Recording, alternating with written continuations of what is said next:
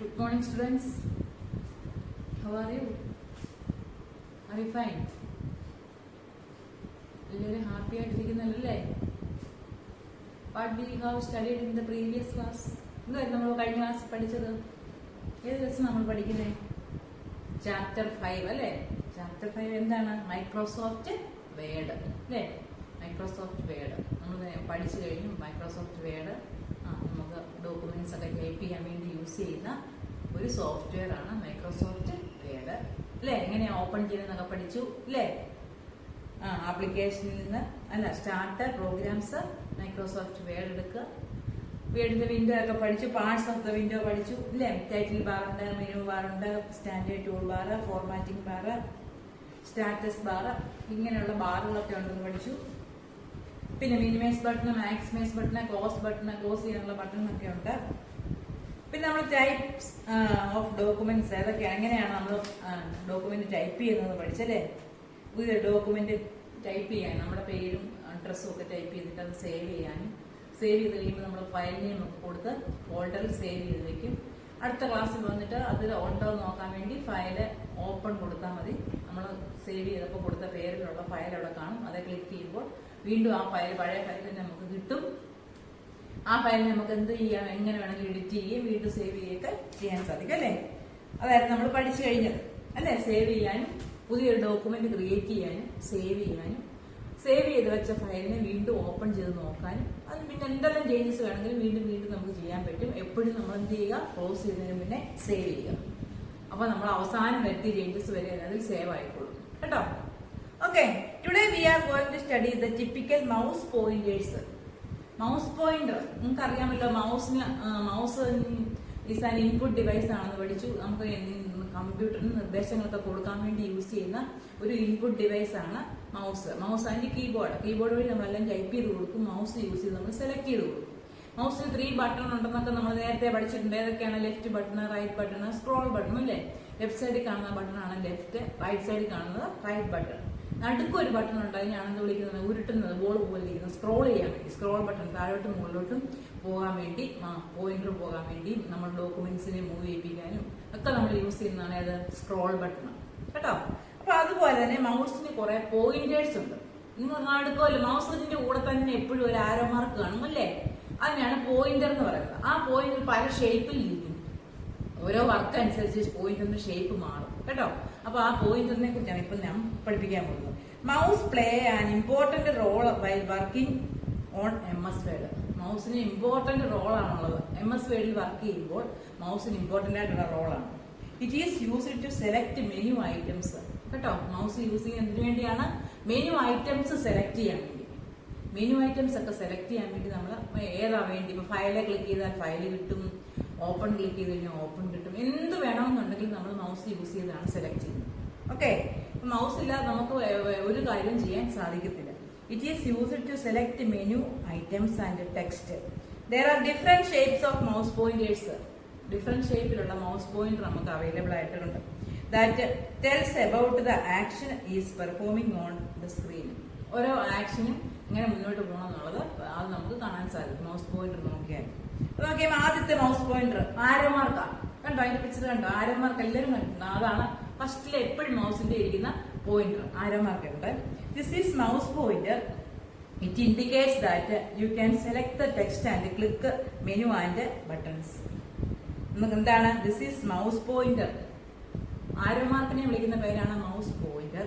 അതെന്താണ്? It indicates you can select the text and click menu and buttons. നമുക്ക് ഏത് കാര്യം സെലക്ട് ചെയ്താൽ ഈ മൗസ് പോയിന്റർ അങ്ങോട്ട് കൊണ്ടുപോയി ക്ലിക്ക് ചെയ്യുമ്പോൾ അത് സെലക്ട് ആവും കേട്ടോ.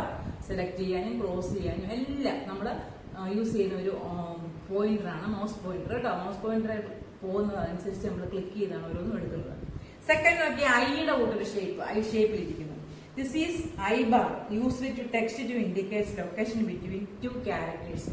2 ക്യാരക്ടർ, ഒരു ക്യാരക്ടർ അല്ലെങ്കിൽ ഒരു വാക്ക് അല്ലെങ്കിൽ ഒരു ലെറ്റർ ടൈപ്പ് ചെയ്ത് കഴിയുമ്പോൾ അടുത്തത് കാണിക്കാൻ, അടുത്ത സ്ഥലത്ത് കാണിക്കണം, അടുത്ത സ്ഥലത്താണ് ടൈപ്പ് ചെയ്യേണ്ടതെന്ന് കാണിക്കാൻ വേണ്ടി ഒരു ഇൻഡിക്കേറ്റർ കാണും. അത് നമ്മൾ കഴ്സർ എന്നൊക്കെ വിളിക്കും അല്ലെ? ഐ ഷേപ്പിൽ ഉണ്ടാവും. അത് വേറൊരു പോയിന്ററാണ് മൗസിന്റെ കേട്ടോ. പോയിന്റ് മാറിയിട്ട് നമ്മൾ ടൈപ്പ് ചെയ്യുന്ന സമയത്ത് മാത്രം കാണുന്നതാണത്. എന്തെങ്കിലും സെന്റൻസ് ഒക്കെ ടൈപ്പ് ചെയ്യുമ്പോൾ ഓരോ ലെറ്റർ കഴിയുമ്പോഴും ഈ ഐ ഷേപ്പിലുള്ള മൗസ് പോയിന്റർ നമുക്ക് കിട്ടും കേട്ടോ. അതിന് നമ്മൾ കേഴ്സർ എന്ന് പറയും. Okay, this is an I bar. I ഷേപ്പിലായിരിക്കും I bar. Used for the text indicates the location between two characters. 2 ക്യാരക്ടറിന് ഇടയ്ക്ക് നിൽക്കുന്നതാണ്. അടുത്ത നോക്കിയേ, ആരോസ് ആണ്. 2 ആരോ, വെർട്ടിക്കൽ ആരോയും ഉണ്ട്, ഹൊറിസോണ്ടൽ ആരോ ഉണ്ട്. മുകളിലോട്ടിരിക്കുന്ന ആരോയാണ് വെർട്ടിക്കൽ ആരോ. സൈഡിലോട്ടിരിക്കുന്ന ആരോ, ലെഫ്റ്റിലോട്ടും റൈറ്റിലോട്ടും ഇതുള്ളത് അതിനാണ് ഹൊറിസോണ്ടൽ ആരോ എന്ന് പറയുന്നത്. 2 ടൈപ്സ് ആരോ ഉണ്ട്, വെർട്ടിക്കൽ ആരോയും ഉണ്ട്, ഹൊറിസോണ്ടൽ ആരോയും ഉണ്ട്. നോക്കിയേ, this is a double headed ആരോ.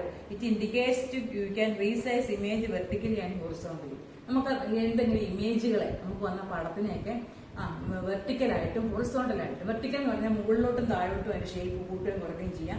സൈഡിലത്തെ ഷേപ്പും കുറയ്ക്കാം, വിഡ്ത്തും ഹൈറ്റും കുറയ്ക്കാൻ സാധിക്കും കേട്ടോ. വെർട്ടിക്കൽ പോയിന്ററും ഉണ്ട്, ഹൊറിസോണ്ടൽ പോയിന്ററും ഉണ്ട്. വെർട്ടിക്കൽ എന്ന് പറഞ്ഞു കഴിഞ്ഞാൽ നേരെയായിരിക്കും, മുകളിൽ ആരോ താഴെ ആരോ ഉണ്ട്. മുകളിൽ നിന്ന് താഴോട്ട് ഹൈറ്റ് കുറയ്ക്കണമെന്നുണ്ടെങ്കിൽ വെർട്ടിക്കൽ ആരോ ക്ലിക്ക് ചെയ്ത് ഡ്രാഗ് ചെയ്ത് കഴിഞ്ഞാൽ മതി. സൈഡിലോട്ടോട്ടിരിക്കുന്നതിനെ സൈഡിൽ നിന്ന് ഇങ്ങോട്ട് വലിക്കാനും അങ്ങനെ സൈഡിൽ നിന്ന് ഇങ്ങോട്ട് വലിക്കാനും സാധിക്കും കേട്ടോ. അപ്പൊ വെർട്ടിക്കൽ മുകളിൽ താഴോട്ടും താഴെ നിന്ന് മുകളിലോട്ടും, അതാണ് വെർട്ടിക്കൽ ആരോ കേട്ടോ. ഇങ്ങനെ നേരെയായിരിക്കും ഇങ്ങനെ.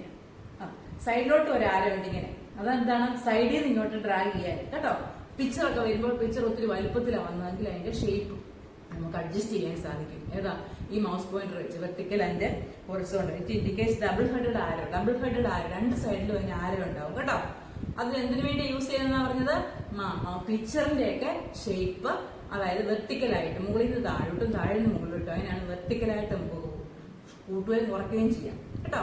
ഹൊറിസോണ്ടലായിട്ടും കൂട്ടുകയും കുറയ്ക്കുകയും ചെയ്യും. അതാണ് double headed arrow, vertically and horizontally. അടുത്തത് നോക്കിക്കേ, ഒരു കുരിശിന്റെ ഷേപ്പാണ്, cross shape. This is a cross arrow. അതിനെ വിളിക്കുന്നത് എന്താണ്, ക്രോസ് ആരോ എന്നാണ്. Used to move the window in any direction. വിൻഡോയെ നമുക്ക് ഏത് ഡയറക്ഷനിലോട്ട് വേണമെങ്കിലും മൂവ് ചെയ്യിപ്പിക്കാം. ഒരു വിൻഡോയെ ഒരിടത്തു നിന്ന് വേറൊരു സ്ഥലത്തോട്ട് മൂവ് ചെയ്യിപ്പിക്കാൻ വേണ്ടി യൂസ് ചെയ്യുന്ന ആരോയാണ് ഇത്, ക്രോസ് ആരോ. ക്രോസ് ഒരു കുരിശിന്റെ ഷേപ്പിലായിരിക്കും അതിരിക്കുന്നത് കേട്ടോ. വിൻഡോയെ എന്തിനു വേണ്ടിയാണ്, മൂവ് ചെയ്യിപ്പിക്കാൻ വേണ്ടി യൂസ് ചെയ്യുന്ന ആരോയാണ് കേട്ടോ. അടുത്ത് നോക്കിയേ, the egg timer. This is egg timer.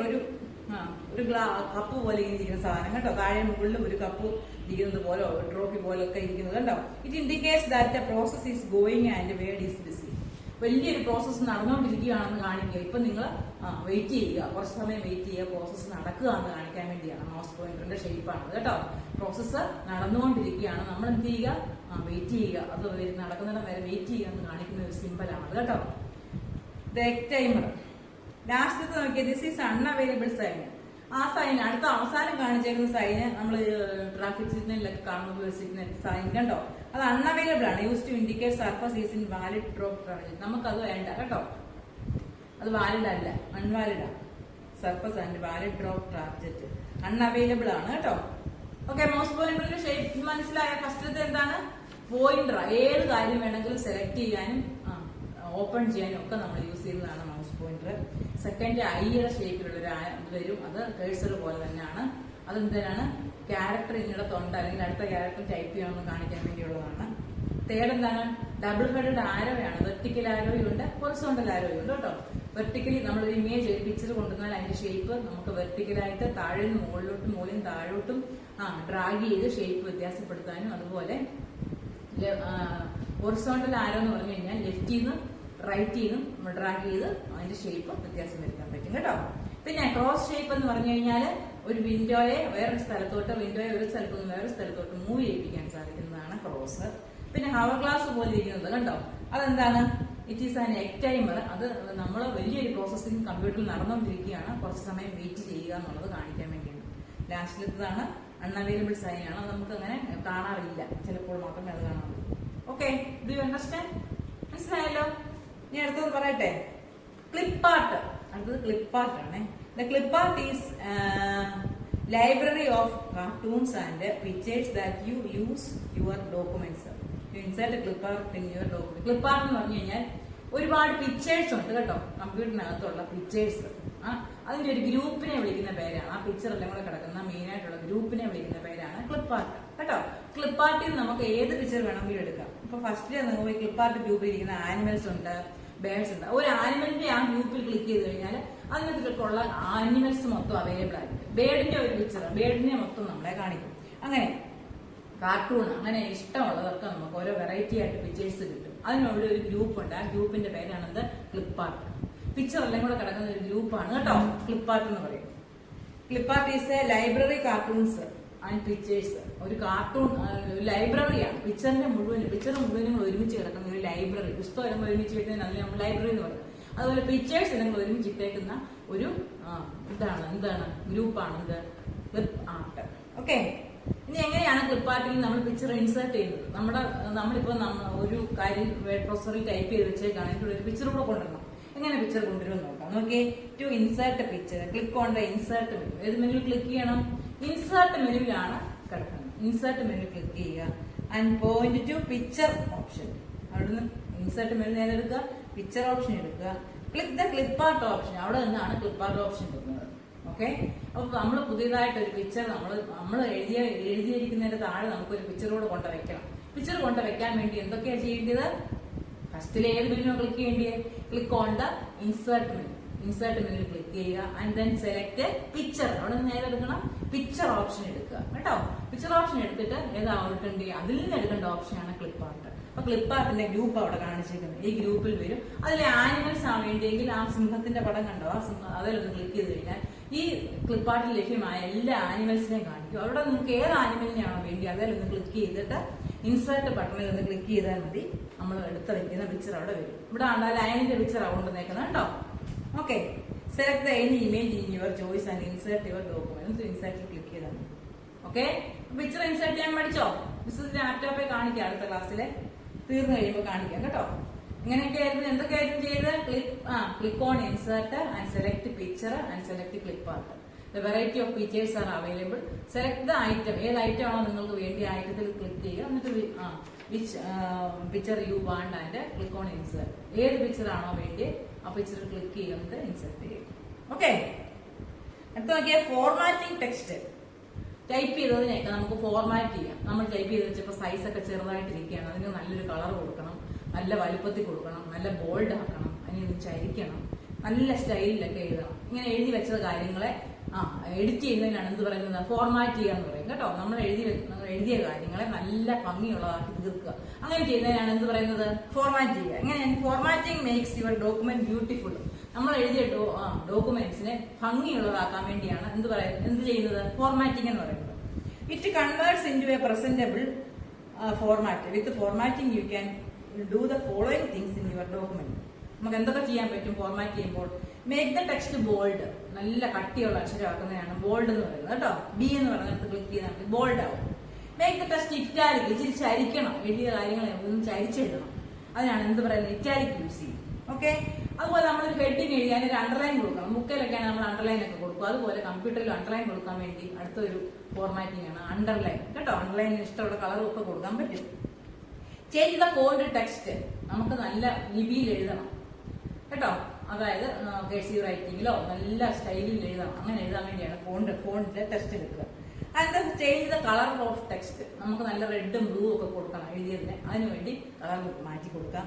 Add bullets and numbering. ഓരോന്നും പോയിന്റായിട്ട് എഴുതുമ്പോൾ താഴെ ബുള്ളറ്റ്സ് ഇട്ടൊക്കെ കൊടുക്കത്തില്ല. നിങ്ങൾ സ്റ്റാർ ഇട്ട് കൊടുക്കും, 1 2 3 ഇട്ട് കൊടുക്കും, ABCD ഇട്ട് കൊടുക്കും. അതിന് പകരം നമുക്ക് ബുള്ളറ്റ്സ് ഇട്ട് കൊടുക്കാം ഓരോന്നും കേട്ടോ. താഴെയുള്ള സ്റ്റെപ്പുകളൊക്കെ വരുവാണെങ്കിൽ 1 2 3 ഇട്ട് എഴുതേണ്ട കാര്യങ്ങൾ വരികയാണെങ്കിൽ അതിനൊക്കെ നമുക്ക് ബുള്ളറ്റ്സ് ഇട്ട് കൊടുക്കാൻ സാധിക്കും. ആ നമ്പർ ഇട്ട് കൊടുക്കാം, ബുള്ളറ്റ്സ് ഇട്ട് കൊടുക്കാം കേട്ടോ. ഇനി ഓരോന്നും ഡീറ്റെയിൽസ് ആയിട്ട് പറയുകയാണ്. Make the text bold. എങ്ങനെയാണ് ടെക്സ്റ്റിനെ ബോൾഡ് ആക്കുന്നത്? അപ്പൊ നിങ്ങൾ സെന്റ് തോമസ് EMHSS എഴുതിയ അതിനെ നമുക്കൊന്ന് ബോൾഡ് ആക്കണം. അപ്പൊ ആദ്യം അത് സെലക്ട് ചെയ്യണം. എഴുതിയ വാക്ക് എന്തോ ചെയ്യണം? സെലക്ട് ചെയ്യണം കേട്ടോ. നമ്മൾ ഫസ്റ്റിൽ എഴുതിയേക്കുന്നത് സെന്റ് തോമസ് EMHSS, രണ്ടാമത് എഴുതിയ സ്റ്റാൻഡേർഡ് 4, മൂന്നാമത് നിങ്ങളുടെ പേര്. ഇങ്ങനെ എഴുതിയെന്ന് വെച്ചു. അപ്പൊ താഴോട്ടൊരു 5 കാര്യങ്ങൾ എഴുതിയിട്ടുണ്ട്. പിന്നെ നിങ്ങളുടെ അഡ്രസ് എഴുതി. ഇങ്ങനെയൊക്കെ നിങ്ങൾ വേഡ്പ്രസ്സിനകത്ത് ടൈപ്പ് ചെയ്ത് വെച്ചിരിക്കുക. അപ്പൊ ആദ്യമേ സെന്റ് തോമസ് എന്നുള്ളതിനെ നമ്മൾ നല്ല ഒരു ബോൾഡ് ആക്കാൻ പോവാം, അല്ലെ കട്ടിയുള്ള അക്ഷരമാക്കി കൊടുക്കാൻ പോവാം. അപ്പൊ ആദ്യം എന്ത് ചെയ്യണം? ആ സെന്റ് തോമസ് എഴുതി വെച്ചേക്കുന്ന വാക്ക് എന്തോ ചെയ്യണം എന്നറിയാമോ? സെലക്ട് ചെയ്യണം കേട്ടോ. ഇങ്ങനെ സെലക്ട് ചെയ്യുന്നത് അറിയാമല്ലോ. മൗസ് യൂസ് ചെയ്ത് ആ എഴുതിയ വാക്ക് എന്ത് ചെയ്യുക? സെലക്ട് ചെയ്യുക. And on the formatting tool bar click bold. എന്നിട്ട് ബി എന്ന് പറയുന്ന ഒരു ബട്ടൺ ഉണ്ടാവും. ബി കേട്ടോ, ക്യാപിറ്റൽ B. ആ ഫോർമാറ്റിംഗ് ടൂൾ ബാറിൽ B എന്ന് പറയുന്ന ഒരു ബട്ടൺ ഉണ്ടാവും. ആ ബട്ടണിൽ ഒന്ന് ക്ലിക്ക് ചെയ്യുക. അപ്പൊ എന്താവും? ബോൾഡ് ആവും. Okay, do you understand? അപ്പൊ അങ്ങനെയാണ് ബോൾഡ് ആക്കുന്നത്. അപ്പൊ ആദ്യമേ സെലക്ട് ചെയ്യാൻ മറന്നു പോയത്. സെലക്ട് ചെയ്യാതെ ബോൾഡ് ആക്കിയാൽ ഒന്നും വരത്തില്ല. എന്ത് കാര്യത്തിനെ നമ്മൾ ഫോർമാറ്റ് ചെയ്യുന്നു അതിനെ ആദ്യമേ തന്നെ സെലക്ട് ചെയ്യണം. സെന്റ് തോമസ് എന്നുള്ള വാക്കിനെ ബോൾഡ് ആക്കാനാണെങ്കിൽ സെന്റ് തോമസ് എന്നുള്ള വാക്ക് എന്ത് ചെയ്യുക, സെലക്ട് ചെയ്യുക. നിങ്ങളുടെ പേരാണ് ബോൾഡ് ആക്കാൻ ഉദ്ദേശിക്കുന്നത്, നിങ്ങളുടെ പേരാണ് സെലക്ട് ചെയ്യുക. എന്നിട്ട് ബി എന്ന് പറയുന്ന ബട്ടൺ മുകളിലുണ്ടാവും. ഫോർമാറ്റിംഗ് ടൂൾ ബാറിൽ ബി ക്ലിക്ക് ചെയ്യുമ്പോൾ എന്താവും, ബോൾഡ് ആകും. അതുപോലെ തന്നെയാണ് ഇറ്റാലിക് കേട്ടോ. ഇറ്റാലിക് ആക്കാൻ വേണ്ടി സെലക്ട് ചെയ്യുക. അത് കഴിഞ്ഞ് ഐ എന്നുള്ളൊരു ബട്ടൺ ഉണ്ടാവും. ഐയെ ക്ലിക്ക് ചെയ്യുമ്പോൾ എന്താവും, ഇറ്റാലിക്. ഒരു കാര്യം കൂടെ ഓർക്കുക, ഒരു പ്രാവശ്യം ബോൾഡ് ആയിരിക്കുകയാണ്. ഇനി ആ ബോൾഡ് വേണ്ടെന്നുണ്ടെങ്കിൽ ആ സെലക്ട് ചെയ്തതിന് ശേഷം ആ ബി യിൽ തന്നെ ഒന്നുകൂടെ ക്ലിക്ക് ചെയ്താൽ മതി, അത് പോവുകയും ചെയ്യും. ഒരു പ്രാവശ്യം നമ്മൾ ക്ലിക്ക് ചെയ്യുമ്പോൾ അത് വരും. പോകണമെന്നുണ്ടെങ്കിൽ വീണ്ടും അതേ തന്നെ ഒന്നുകൂടെ ക്ലിക്ക് ചെയ്ത് കഴിഞ്ഞാൽ സെലക്ട് ചെയ്തുകൊണ്ട് വേണം ഇതെല്ലാം ചെയ്യാൻ കേട്ടോ. ഒരു പ്രാവശ്യം ക്ലിക്ക് ചെയ്യുമ്പോൾ ബോൾഡ് വരും, വീണ്ടും ഒന്നുകൂടെ തന്നെ ക്ലിക്ക് ചെയ്ത് കഴിഞ്ഞാൽ ബോൾഡ് പോകും. അതുപോലെ തന്നെയാണ് ഇറ്റാലിക്ക്. ഒരു പ്രാവശ്യം ക്ലിക്ക് ചെയ്യുമ്പോൾ ഇറ്റാലിക്ക് വരും, വീണ്ടും ഒന്നുകൂടെ ക്ലിക്ക് ചെയ്ത് കഴിഞ്ഞാൽ ഇറ്റാലിക്ക് പോകും കേട്ടോ. എല്ലാം അങ്ങനെയാണ്. എന്ത് ചെയ്യണമെങ്കിലും എന്ത് ചെയ്യണം, സെലക്റ്റും ചെയ്യണം. ഇറ്റാലിക് എന്ന് പറഞ്ഞു കഴിഞ്ഞാൽ എന്താണ്, ചരിച്ച് എഴുതാനും കേട്ടോ. ഇച്ചിരി ഒരു ചരിവ് കൊടുക്കണം എഴുതാനായിട്ട്. അതിനെങ്ങനെ എഴുതാൻ വേണ്ടിയാണ് ഐ യൂസ് ചെയ്യുന്നത്. ഐ ഇറ്റാലിക്, ആ ഐ എന്ന് പറയുന്ന ലെറ്ററിൽ തന്നെ ഉണ്ടായി. ബോൾഡിനകത്ത് ബി ഉണ്ട് കേട്ടോ. അപ്പൊ നോക്കിയാൽ make the text italic, select the text and you want to change on the formatting tool bar, click on I എന്നുള്ള ബട്ടണിൽ ക്ലിക്ക് ചെയ്യുക. അതുപോലെയാണ് അണ്ടർലൈൻ. അണ്ടർലൈൻ കൊടുക്കാൻ വേണ്ടി എന്ത് ചെയ്യണം, ടെക്സ്റ്റ് സെലക്ട് ചെയ്യുക. യു എന്നുള്ള ബട്ടൺ കേട്ടോ. U underline first letter U അല്ലേ. യു എന്നുള്ള ബട്ടണിൽ ക്ലിക്ക് ചെയ്ത് കഴിഞ്ഞാൽ അണ്ടർലൈൻ വരും. ഇനി അണ്ടർലൈൻ വേണ്ടാന്നുണ്ടെങ്കിൽ ആ യുവിൽ തന്നെ ഒന്നുകൂടെ ക്ലിക്ക് ചെയ്ത് കഴിഞ്ഞാൽ അണ്ടർലൈൻ അങ്ങ് പോവുകയും ചെയ്യും. Okay, do you understand? Select the text you want to change, അണ്ടർലൈനെ ക്ലിക്ക് ചെയ്യുക, അണ്ടർലൈൻ വരും. Change the font text or numbers. എന്തൊക്കെയാണ്? Select the text number that you want to change on the formatting toolbar. Click on the font name in the font box and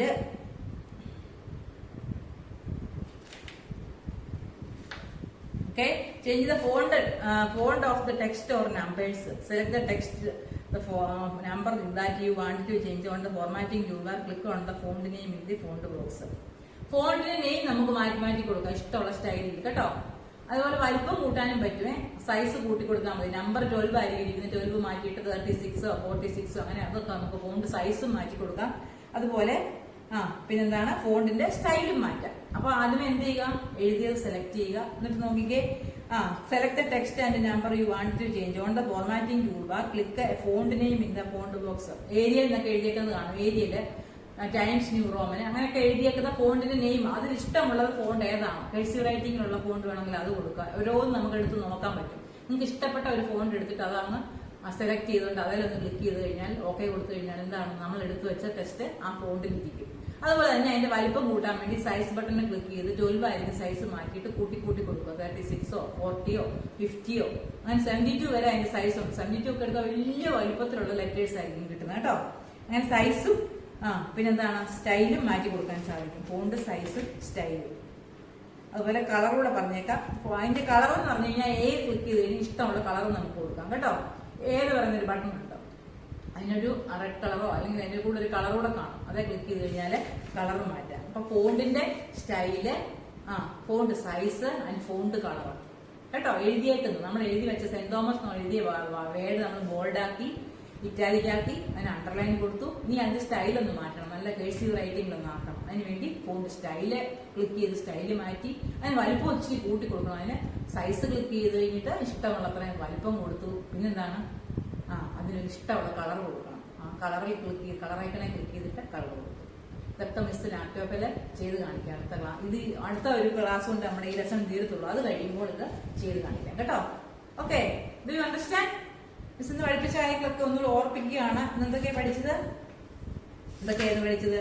മൗസിന്റെ pointers ആണ് അല്ലെ. Mouse pointer ആദ്യമേ ആരോ ഷേപ്പിലുള്ള pointer ഉണ്ട്, എന്ത് കാര്യം select ചെയ്യാൻ വേണ്ടി യൂസ് ചെയ്യുമെന്ന് പറഞ്ഞു. പിന്നെ ഐ പോലെ ചെയ്യുന്നുണ്ട്, അത് ക്യാരക്ടറിന് ഇടയ്ക്ക് രണ്ട് ലെറ്റേഴ്സ് ടൈപ്പ് ചെയ്യുമ്പോൾ അതിനെ കാണിക്കാൻ വേണ്ടിയാണ്. പിന്നെ ഡബിൾ സൈഡ് ആരോ ഉണ്ട്, വെർട്ടിക്കൽ ആരോയും ഉണ്ട്, ഹൊറിസോണ്ടൽ ആരോ ഉണ്ട്. വെർട്ടിക്കൽ ആരോ ഒരു പിക്ചറിനെ മുകളിലോട്ടും താഴോട്ടും ഉള്ള അതിന്റെ ഷേപ്പ് വലിപ്പം ക്രമീകരിക്കാൻ ഉപയോഗിക്കുന്നു. അതുപോലെ ലെഫ്റ്റിലോട്ടും റൈറ്റിലോട്ടും ഉള്ള ഷേപ്പ് വലിപ്പം കൂട്ടാനും കുറയ്ക്കാനും ലെഫ്റ്റ് ആരോ ഉപയോഗിക്കുന്നു. അത് കഴിഞ്ഞ് ക്രോസ് ഷേപ്പ് ഉണ്ട്, വിൻഡോയെ ഒരു സ്ഥലത്തു നിന്ന് വേറൊരു സ്ഥലത്തോട്ട് മൂവ് ചെയ്യിപ്പിക്കാൻ വേണ്ടിയാണ് ക്രോസ് സിമ്പലിലുള്ള മൗസ് പോയിന്റർ യൂസ് ചെയ്യുന്നത്. പിന്നെ വേറെ ഒരെണ്ണം ഹവർ ഗ്ലാസ്, വെയിറ്റ് ചെയ്യാൻ വേണ്ടി. ഭയങ്കരമായിട്ടൊരു പ്രോസസ്സിംഗ് നടന്നുകൊണ്ടിരിക്കുകയാണ്, ഇപ്പൊ നിങ്ങളൊന്നും ചെയ്യരുത്, വെയിറ്റ് ചെയ്യാന്ന് കാണിക്കാനാണ് കേട്ടോ. അവസാനത്തെന്ന് വെച്ച് കഴിഞ്ഞാൽ അൺഅവൈലബിൾ ആണ്, ഒരു സിഗ്നലാണ്. ഓക്കെ. പിന്നെ ക്ലിപ്പാർട്ട് പറഞ്ഞു, ഡിഫറെന്റ് ടൈപ്സ് ഓഫ് പിക്ചേഴ്സ് എല്ലാം കൂടെ അടങ്ങിയിരിക്കുന്ന ഒരു ഗ്രൂപ്പിനെയാണ് ക്ലിപ്പാർട്ട് എന്ന് പറയുന്നത്. ക്ലിപ്പാർട്ടിൽ പിക്ചർ ഇൻസേർട്ട് ചെയ്യുന്ന സ്റ്റെപ്പ് ഒക്കെ പറഞ്ഞായിരുന്നു. ഇൻസേർട്ട് മെനുവിൽ നിന്നാണ് എടുക്കുന്നത്. ഇഷ്ടമുള്ള പിക്ചർ നമുക്ക് ഇൻസേർട്ട് ചെയ്യാം. ഫോർമാറ്റിംഗ് ടെക്സ്റ്റ് പറഞ്ഞു. ഫോർമാറ്റിംഗ് ടെക്സ്റ്റിനകത്ത് ബോൾഡ് ആക്കാൻ പറ്റും, ഇറ്റാലിക് ആക്കാൻ പറ്റും, അണ്ടർലൈൻ കൊടുക്കാൻ പറ്റും. പിന്നെ ഫോണ്ടിന്റെ വലുപ്പം കൂട്ടാനും ഫോണ്ടിന്റെ സ്റ്റൈല് മാറ്റാനും ഫോണ്ടിന്റെ കളർ ചേഞ്ച് ചെയ്യാനും സാധിക്കും. ഇത്രയും കാര്യങ്ങളാണ് നമ്മൾ ഇന്ന് പഠിക്കുന്നത് കേട്ടോ. Okay, do you understand? If you have any doubt please call me. എന്തെങ്കിലും ഡൗട്ട് ഉണ്ടെങ്കിൽ എന്ത് ചെയ്യണം? മിസ്സിനെ വിളിക്കണം. ഇതിന്റെ നോട്ട്സും മിസ് ഇതിന്റെ കൂടെ ഗ്രൂപ്പിലിടും. നിങ്ങൾ നീറ്റായിട്ട് എഴുതി മിസ്സിനെ അയച്ചു തരും. Okay, thank you.